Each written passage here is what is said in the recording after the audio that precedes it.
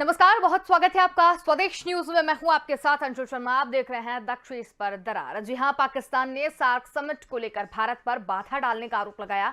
पाकिस्तान ने दावा किया है कि भारत के अदूरदर्शी रवैये के कारण क्षेत्रीय सहयोग का ये बेशकीमती मंच तेजी से अपना महत्व खो रहा है। पाकिस्तान ने कुछ दिन पहले ही भारत को वर्चुअली तरीके से आगामी सार्क समिट में शामिल होने का निमंत्रण दिया था और उससे पहले 2016 का दक्षिण शिखर सम्मेलन 15-19 नवंबर को इस्लामाबाद में आयोजित होना था, लेकिन तब 18 सितंबर को जम्मू कश्मीर में उरी में भारतीय सेना के शिविर पर आतंकी हमले के बाद भारत ने सम्मेलन में भाग लेने में असमर्थता व्यक्त की थी और इसके बाद एक बार फिर से भारत के सार्क समिट में शामिल होने पर संशय है। क्यों बार बार चल रहा है दक्षिण का सम्मेलन? क्यों बांग्लादेश, भूटान और अफगानिस्तान ने भी इस्लामाबाद के में सम्मेलन में भाग लेने से इनकार कर दिया था? इसके बाद सम्मेलन को रद्द कर दिया गया था। आपको बता दें कि दक्षिण एशियाई क्षेत्रीय सहयोग के क्षेत्रीय संगठन है जिसमें अफगानिस्तान, बांग्लादेश, भूटान, भारत, मालदीव, नेपाल, पाकिस्तान और श्रीलंका शामिल हैं और संगठन साल 2016 से बहुत प्रभावी नहीं है और साल 2014 में काठमांडू में हुए द्विवर्षीय वार्षिक सम्मेलन के बाद से इसका कोई भी सम्मेलन नहीं हुआ है।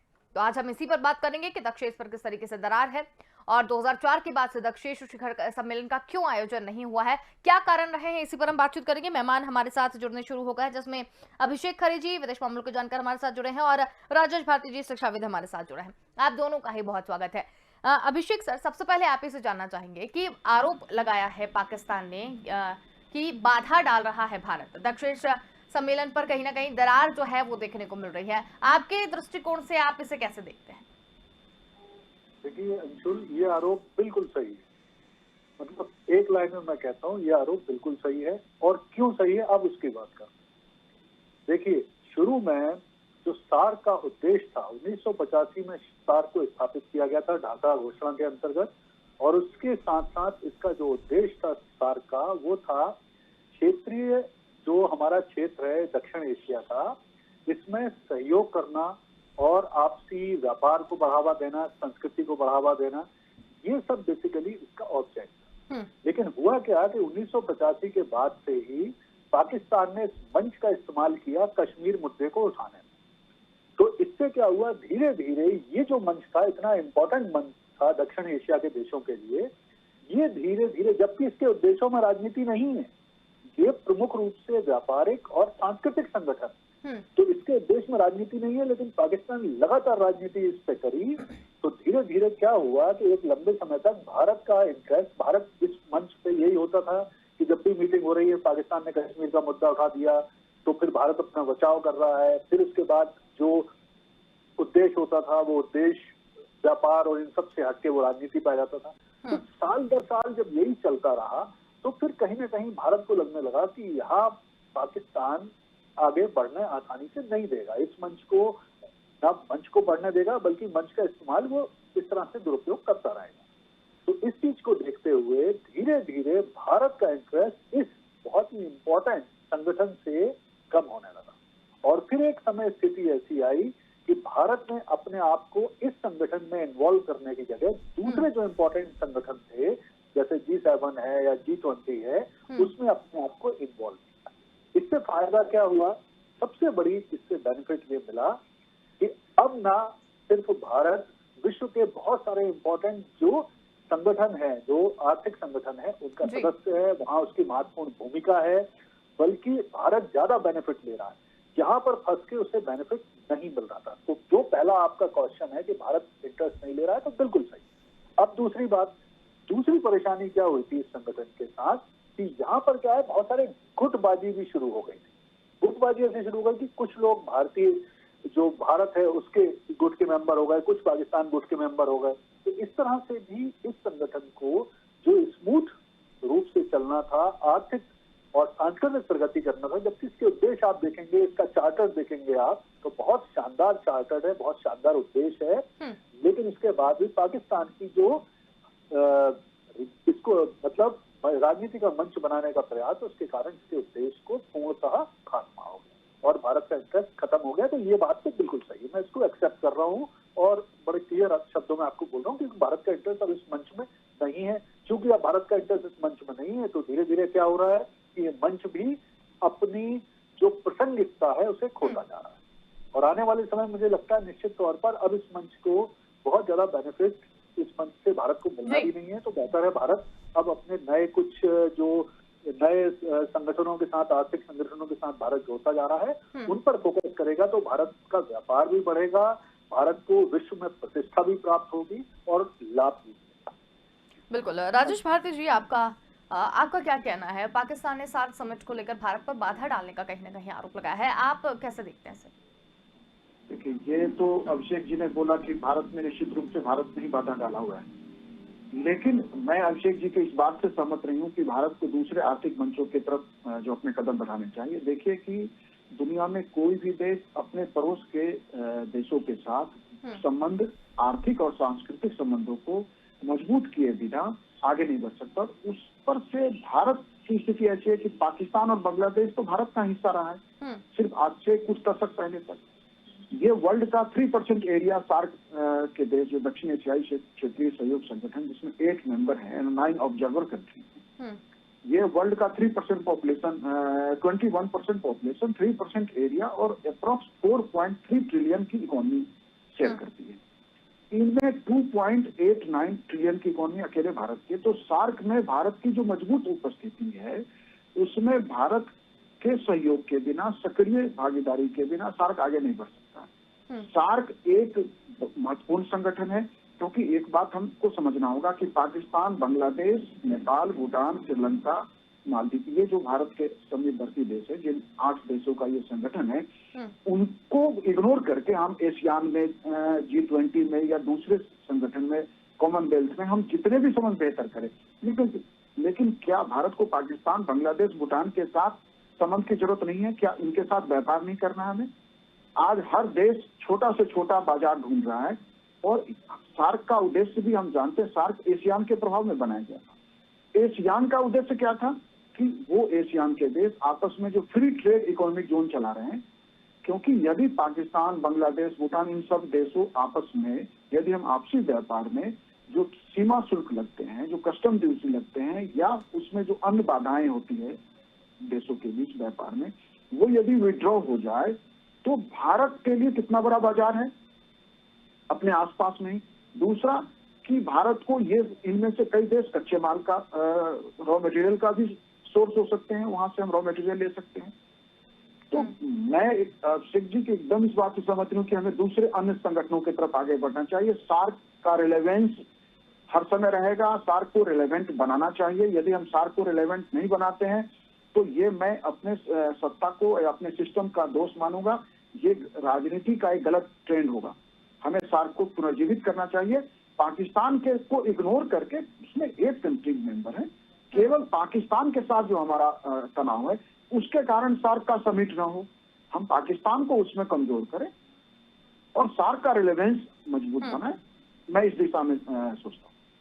बिल्कुल राजेश जी, लेकिन ये भी कहा जा रहा है कि बैठक में वैसे तो शामिल नहीं हो रहा है, क्योंकि अगर पिछली बार की बात करें तो उरी हमलों के चलते जो चीजें थी उसके बाद असमर्थता कहीं ना कहीं जताई थी। तो ये तो जाहिर सी बात है कि कहीं ना कहीं एक खिन्न मन से वो नहीं वहां शामिल होना चाह रहा है, या जो भी चीजें रही हो। लेकिन ये भी कहा जा रहा है कि वो भारत जो है वो बैठक में ऑनलाइन भी शामिल कहीं ना कहीं हो सकता है। हाँ, अभी तो ऑनलाइन बैठक की ही बात चल रही है कि ऑनलाइन बैठक में भारत जुड़ गया। अभी ऑफलाइन बैठक के लिए जो कोरोना का जो ये वेव है, उसमें ऑफलाइन बैठक तो शायद पॉसिबल भी ना हो पाए। लेकिन भारत को इस बैठक को तो आयोजित करने की दिशा में सक्रिय कदम बढ़ाना चाहिए। हमें लगता है कि हमारा जो केंद्र की सरकार है ना, वो एक राजनीतिक तरीके से देख रही है, क्योंकि पाकिस्तान के साथ जो तनाव है वो निश्चित रूप से जो भारत की आंतरिक राजनीति है उसमें एक बढ़त देती है राजनीतिक दलों को। उस बढ़त के नाम पे एक इतने मजबूत संगठन को, जिस संगठन का इतिहास लगभग जो है मोर देन 30 ईयर का हिस्ट्री है, जिस संगठन की बैठक 2014 में, लास्ट इसकी बैठक उरी के पहले ही जो है बैठक हुई थी 2014 में काठमांडू में ही सार्क का जो सेक्रेटेरिएट भी है, उसका जो दफ्तर है वो काठमांडू से ही संचालित होता है। 1987 में उस दफ्तर का उद्घाटन किया गया था। तो क्या हमें नेपाल के साथ व्यापार नहीं करना है? भूटान के साथ आप देखिए, नेपाल और भूटान आज चाइना के तरफ जा रहे हैं। आपने ही अपने कई चैनल पे शो किए कि आज श्रीलंका में उसकी घुसपैठ बढ़ रही है, बांग्लादेश में बढ़ रही है। तो इन देशों के साथ हमें मजबूत संबंध चाहिए या नहीं चाहिए? हम दूसरे देश क्षेत्रों की तरफ आगे बढ़ जाएंगे तो क्या श्रीलंका में, बांग्लादेश में, भूटान में, नेपाल में जो चीन का हस्तक्षेप होगा, क्या भारत उसका मुकाबला करने के लिए इस संगठन का इस्तेमाल नहीं कर सकता है? तो हम एक तरफ बेहतर संबंध इन देशों के साथ चाहते हैं और दूसरी तरफ एक इतने महत्वपूर्ण संगठन को हम कमजोर कर रहे हैं, हम ये सोच रहे हैं कि उसका रेलेवेंस खत्म है। मैं समझ रहा हूं कि आज चाइना जिस तरह से भारत के ऊपर प्रभावशाली हो रहा है, वैसे में सार्क का रेलेवेंस आज सबसे अधिक है। आज सार्क मोस्ट रिलेवेंट ऑर्गेनाइजेशन हो जाना चाहिए था भारत के लिए, और भारत की राजनीति को मैं आपके चैनल के माध्यम से बताना चाहता हूं कि हमारा सत्ता तंत्र ये बात समझे कि आज भारत को सार्क की सबसे ज्यादा जरूरत है, आज उसका रिलेवेंस और ज्यादा है भारत। बिल्कुल। अभिषेक जी, आप कितने सहमत हैं इस बात से? देखिए, मैं इस बात का थोड़ा सा जवाब ऐसे देता हूं, क्या 20 साल में यानी 1985 से लेकर 2016 तक जब इस संगठन की मीटिंगें हुई, नियमित तौर पर मीटिंग हुई, और ऐसा नहीं है कि उपलब्धि नहीं है इस संगठन की। इस संगठन की जो सबसे बड़ी उपलब्धि है वो है SAFTA, south Asian preferential trading agreement जो हुआ है, यानी जो सदस्य देशों के बीच में मुक्त व्यापार आरंभ हुआ है 1995 से, ये इस संगठन की बहुत बड़ी उपलब्धि है।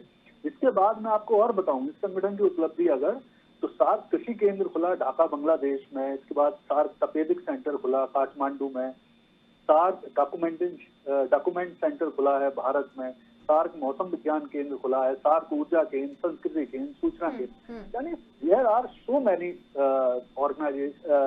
संगठन बनाए गए हैं इस पर्टिकुलर संगठन के द्वारा। इसके बाद भी अगर भारत इंटरेस्ट नहीं ले रहा है तो रीजन क्या है? इसका मतलब है कहीं ना कहीं भारत पक गया है, परेशान हो रहा है, और उसे लग रहा है कि इतने सब करने के बाद भी वो जो उद्देश्य है वो पूरा नहीं हो रहा है। तो ऐसा नहीं कि भारत ने प्रयास नहीं किए होंगे, ऐसा नहीं है कि भारत को इस संगठन के महत्व नहीं पता, ऐसा नहीं है कि उसे नहीं पता कि चाइना को काउंटर करने के लिए इससे बेहतर उसके पास ऑप्शन नहीं। लेकिन इन सब के बाद भी, और ये सब का प्रयास भारत सरकार ने नहीं किए होंगे, 20 साल में सारे प्रयास किए होंगे, इसके बाद उनको समझ में आया हो कि यार अब इसको कुछ नहीं कर सकते। देखिए, अंतरराष्ट्रीय राजनीति में प्रयास बहुत ज्यादा होते हैं, बहुत ज्यादा प्रयास करने की जरूरत होती है, और किए भी जाते हैं और आगे भी करना चाहिए। यहाँ मैं सर की बात से सहमत हूँ कि इस संगठन को वापस रिवाइव करने की जरूरत है, लेकिन किस शर्तों में? कि हम क्या पाकिस्तान की फालतू की शर्तें, बेकार की शर्तों को मान के इस संगठन को चालू रखने के लिए उसकी फालतू की चीजों को माने? तो वो प्रैक्टिकली अब पॉसिबल नहीं है। देखिए, पाकिस्तान भारत के लिए, और ये जो सदस्य देश हैं, अभी जो सर ने बहुत सारा विस्तार बताया कि सदस्य देश में इतने लोग रहते हैं, इतनी जनसंख्या है, लेकिन अगर ट्रेड के हिसाब से बात करें तो भारत को इनके साथ ट्रेड करने में, इंडिविजुअल जो ट्रेड है भारत का वो ऑलरेडी चल रहा है, ऐसा नहीं कि इंडिविजुअल ट्रेड नहीं चल रहा है, वो है। लेकिन हाँ, ग्रुप के रूप में करते, फ्री ट्रेड के रूप में करते तो भारत को ज्यादा बेनिफिट मिलता है, ये बात भी सहमत। लेकिन एक चीज है कि किस कॉस्ट पे, किस शर्त पे, किस तरह की चीजों को हम और मांग सकते हैं पाकिस्तान की। तो मुझे लगता है अगर हम वो चीजों को देखेंगे तो शायद भारत के लिए अब मुश्किल है इस संगठन में एनर्जी लगाए, क्योंकि इतनी एनर्जी में तो भारत को विश्व व्यापार में बहुत ज्यादा बेनिफिट मिलेगा, ये मेरा सोचना है। बिल्कुल। राजेश जी, आप बीच में कुछ कहना चाह रहे थे? जी, मैं ये कहना चाह रहा था कि हम इस संगठन को सिर्फ इसलिए कमजोर करें कि हम पाकिस्तान के साथ बेहतर नहीं हो सकते। अच्छा, दूसरी बात अंशुल जी, क्या पाकिस्तान के साथ जो हमारे सीमाई विवाद है या जम्मू कश्मीर का विवाद है, वह बिना बातचीत के कभी हल होगा? दो ही तरीका है, या तो युद्ध, यदि हम युद्ध में भी जाते हैं, वार भी करते हैं, तो अंततः उसका अंत क्या होगा? समझौता। तो पाकिस्तान के साथ भी तो बातचीत करनी ही पड़ेगी। हम पाकिस्तान के साथ बातचीत की प्रक्रिया को कब तक रोक के रख सकते हैं? या पाकिस्तान के साथ बातचीत की प्रक्रिया इस कारण से रोके रखे कि जम्मू कश्मीर में वो आतंकवाद प्रायोजित करता है, या जम्मू कश्मीर के को अंतर्राष्ट्रीय मंचों पर उठा के भारत को बदनाम करने की कोशिश करता है? हमें जो है ये बात ये को सार्क में कमजोर कीजिए। पाकिस्तान का रेलेवेंस सार्क में, उस मंच का इस्तेमाल पाकिस्तान के ऊपर दबाव बनाने के लिए भी तो हो सकता है कि ये बाकी जो 6 कंट्रीज हैं भारत के अलावा, भारत और पाकिस्तान के अलावा सार्क में 8 कंट्री मेंबर्स में से, वो बाकी 6 देशों का इस्तेमाल पाकिस्तान के ऊपर दबाव बनाने के लिए हो सकता है।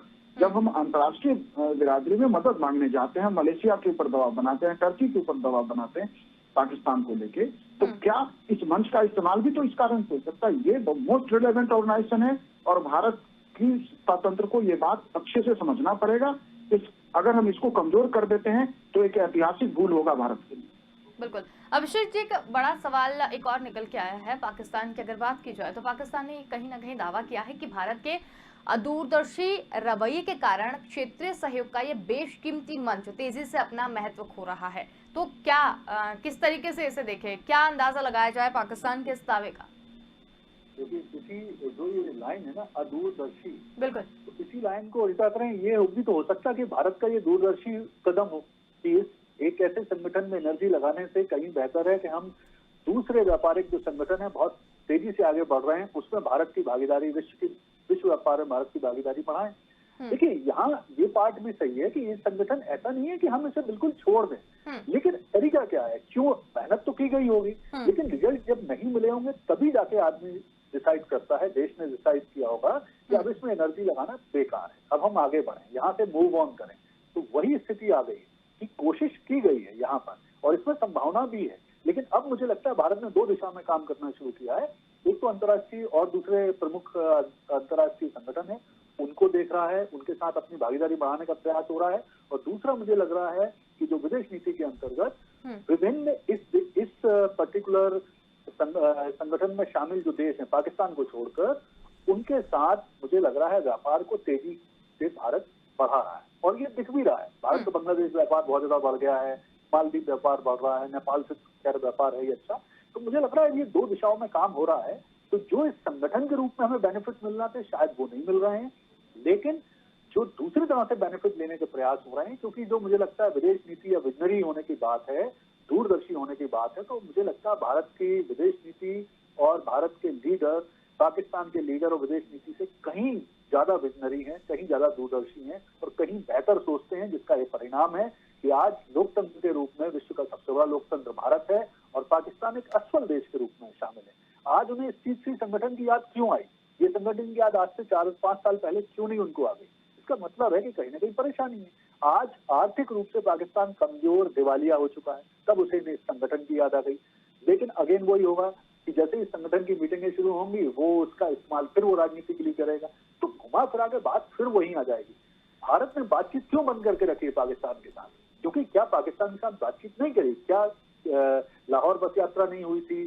क्या आगरा में मुशर्रफ के साथ बातचीत नहीं की गई थी? सब की गई, लेकिन उसके बाद परिणाम क्या होता है कि घूम फिर के आतंकवाद फिर बढ़ जाता है, गतिविधियां बढ़ जाती हैं। तो मुझे लगता है किसी डेड एंड पे आके सरकार में बैठे जो नेता, दूरदर्शी, कूटनीतिक लोग हैं, उन्होंने ये चीज किसी लंबी सोच के बाद और परेशान होने के बाद ही डिसाइड की हो, और जिसके लाभ मिलेंगे निश्चित तौर पर। बिल्कुल। समय हमारे पास कम है, लेकिन फिर भी राजेश जी कुछ कहना चाह रहे हैं। जी राजेश जी। मैं ये कहना, लाहौर बस यात्रा और आगरा समिट के बाद भी जब कारगिल हुआ तो क्या हमने दोबारा पाकिस्तान के साथ बातचीत शुरू किया? नहीं किया। हमारे वर्तमान प्रधानमंत्री ही नवाज शरीफ के जन्मदिन को अटेंड करने के लिए जो है रैंडम वहां पहुंचते हैं और उन्हें चौंकाते हैं। तो संबंध बेहतर करने के प्रयास, हम प्रधानमंत्री ने शपथ लिया था, पाकिस्तान के इसी तंत्र को हमने बुलाया था।